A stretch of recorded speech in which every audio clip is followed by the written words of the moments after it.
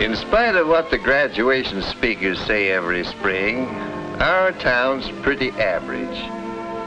It goes for our seats, too. Out of this class of 40, just because it is average, 2 of these boys and girls will spend some part of their lives in a mental institution. My job is to try to keep the people around here healthy, and most of them are. Of course, nobody's health is ever perfect. Jim Anderson has a bad ear, but that doesn't keep him from playing on the football team. County champions last year, too. Frank White is nearsighted, but his glasses take care of that. Dorothy Westerly has a tooth that needs fixing, but she's in good health, I'd say. Mighty good health. They've all learned habits of good living that have helped them stay physically healthy. Habits of cleanliness, good diet, exercise, and rest. But there's another side to good health, and that's good mental health. Comes naturally to most people. Parents who are mentally healthy bring up their children to be mentally healthy, too. Take Tommy Clark there. He learned the first rule for good mental health a long time ago, about not bottling up his emotions. Now, when he works up a head of steam, he puts it to work in a useful way instead of holding it inside. When you try to do that, it's bound to come out in some unpleasant way. Tommy learned that some years back, just after his younger brother was born. Come on, Jimmy. Have some. Come on. Tommy, eat your meat. You haven't eaten a bite all day. I declare I don't know what's got into you. You heard your mother, Thomas. Now do as she says. Finally, his folks sent him to see me. There wasn't anything physically wrong with him that I could find, so I began to talk with him. If you've got something on your mind, Tommy, why don't you talk about it? Well, We all have our problems, Tommy. But I can talk about it. Of course you can. And you know something? The more you talk about your problems, the easier they are to solve. It's bottling things up inside that's bad. When you feel something, if you're mad or afraid or worried, you've got to let it out or it'll come out some other way. Like you losing weight and not sleeping. Now, what is it, son? Gosh, Dr. Martinson, this may sound kind of funny to you. No, it won't. I don't think my folks want me anymore. They're planning to get rid of me. What makes you think that, son? I heard them say so one night. They thought I was asleep. Ever since Jimmy was born, they... Well, it wasn't easy to prove to Tommy that he was wrong. As in so many cases like this, his parents were partly to blame. The new baby was taking more of their attention than they realized. I got a chance to talk to Tommy's mother about it, and it turned out that they'd been talking about sending Tommy to camp for the summer, and he'd misunderstood them. Well, we finally got it straightened out. But it taught Tommy a lesson that many people don't learn so quickly, about not bottling up his emotion. He learned that it could be easy to talk to his folks and that he didn't have to hide his love for them. Good night, Mom. Good night, Tommy. Well, that is quite a few years ago. Tom's graduating today. That #1 rule for good mental health, don't bottle up your emotions, has helped him through many a tough spot. Of course, we're talking about some of the simple rules for staying in good mental health. And that brings us to the second rule, which is respecting yourself. Sounds easy, doesn't it? But look what happened to Bruce Matthews.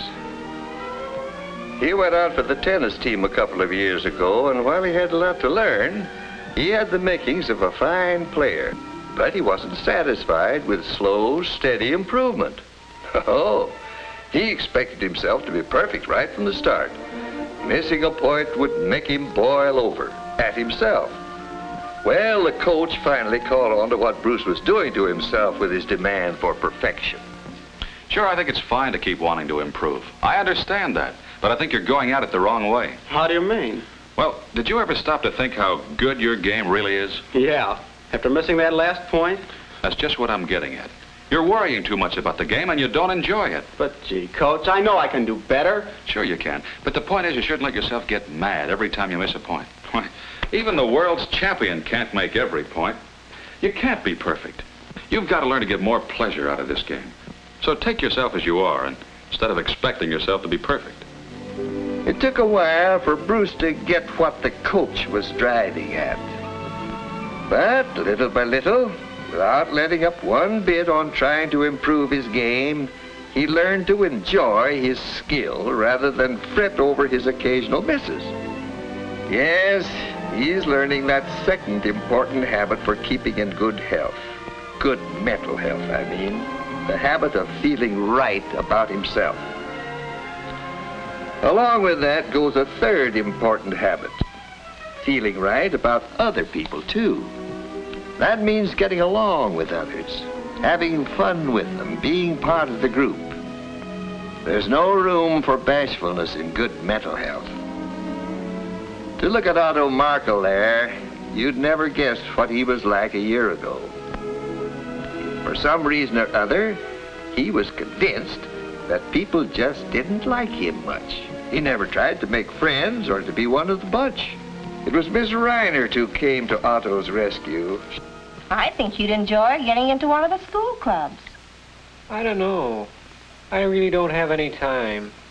I hear they're planning to organize a camera club. You could help with that.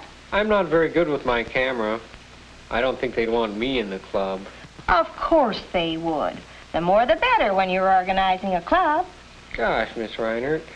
You're certainly doing well in chemistry, and that's important in photography. I don't know. Chemistry's different from photography. I think you'll find they'd welcome a good chemist like you in the camera club. But you'll have to do one thing. What's that? Offer to help. Do all you can to help get the club organized. Get some other students to join. Oh, I couldn't do that. Of course you can. And you'll find that they'll like you as much as you like them. I knew about Otto's problem because his parents had come to see me about the same thing. Of course, they had to share the responsibility for Otto's bashfulness. What do you mean, George? I don't quite get what you're driving at. No? Well, I'll tell you, Art. I've been watching you with that kid a long time. You're demanding too much from him. Nobody can be perfect, so don't ride him so hard. When he does something you don't like, remember he's a person in his own right. His way may be just as good as your way. I do think you've been hard on him at times, Arthur. Oh, but he doesn't toe the line the way he should. He has advantages I never had when I was a boy. He has an opportunity to amount to something. But let him do it his own way. You've got him feeling now he isn't as good as the next fella. That's why he hesitates to make friends. In Otto's case, as in many others I've known, talking with the parents was important in helping to get things straightened out. He's learning the third basic rule for good mental health, feeling right about other people. That means that in any normal group of people, there is a feeling of give and take. There's an interest in the group as a whole. There's no distrust or dislike of others just because they happen to be different. Well, there's one more rule for good mental health. And I see that Nancy's finally learned it well enough to get her diploma. That's the habit of doing something about a problem as soon as it comes up. Class dismissed. Gosh, what I don't know about the Civil War period. I haven't cracked a page in 2 weeks. I'm going to have to dig into this one, too. Come on over to my house tonight. Let's study it together. Oh, I just dread getting into it. Let's put it off till tomorrow. Well, all right. Tomorrow never came for Nancy. That quiz day found her completely unprepared. But Barbara had faced up to that quiz the day it was announced. Oh, Jay, I've been so worried about this exam, I just can't sleep. Oh, I hope I pass. There's no point in worrying about it now.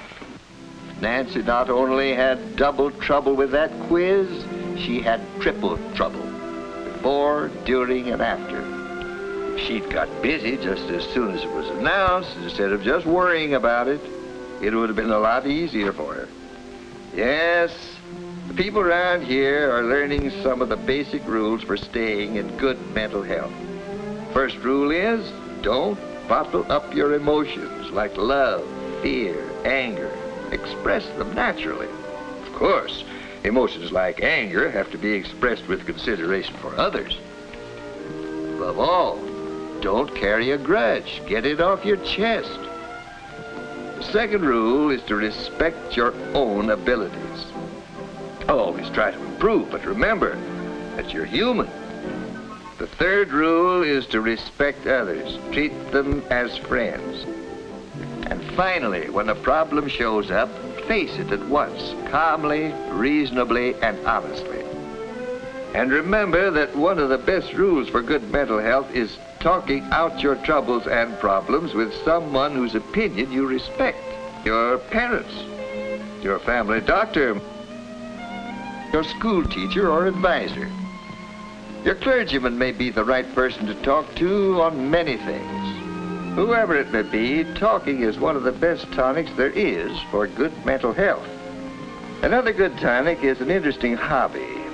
Gives you a way to relax, a chance to accomplish something you can be proud of. Well, those are some of the rules for staying in good mental health. Of course, they're just the ABCs of a subject big enough to fill whole libraries. But as more and more folks get to know these ABCs and follow them, they're going to be able to look at a group like this someday and feel that they have a greater chance than ever for the kind of happy, useful life which will make our world a better place to live in.